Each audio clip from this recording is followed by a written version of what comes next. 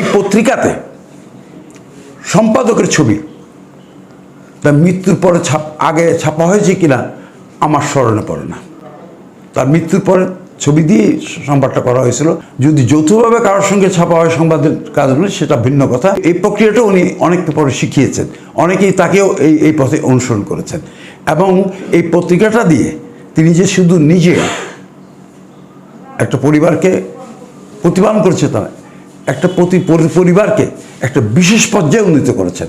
তাহলে এই লোকটি শুধুমাত্র সংবাদপত্র নয়, ব্যক্তি জীবনে, পারিবারিক জীবনে, যে কোনো যেভাবে আমরা বিবেচনা করি না কেন, একটা অসাধারণ মানুষ।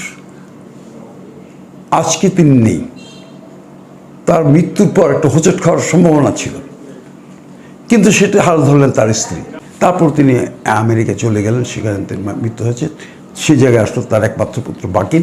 বাকিন আসার পরেও যে পত্রিকাটির বলতে কোনো রকম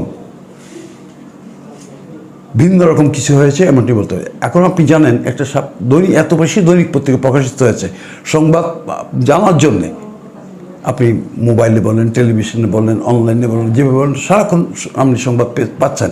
সেইখানে একটা সংবাদপত্র, সাপ্তাহিক সংবাদপত্র, কিন্তু এই সংবাদটা অনেক পরে আপনার কাছে পৌঁছাচ্ছে। ফলে এই সংবাদপত্রের গুরুত্ব কমে যাওয়ার কথা, কিন্তু আমরা আশ্চর্য, আমাদের ক্ষেত্রে তার ব্যতিক্রম।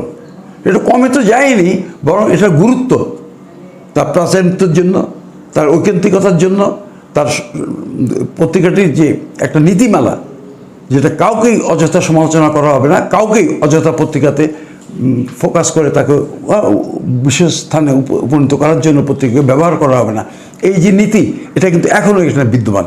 ওদিক থেকে বিবেচনা করলে আমি মনে করি এটা শুধু কুমিল্লার একটা সেরা পত্রিকা নয়, আমরা গর্ব করতে পারি সারা বাংলাদেশে এটা একটা অন্যতম সেরা পত্রিকা।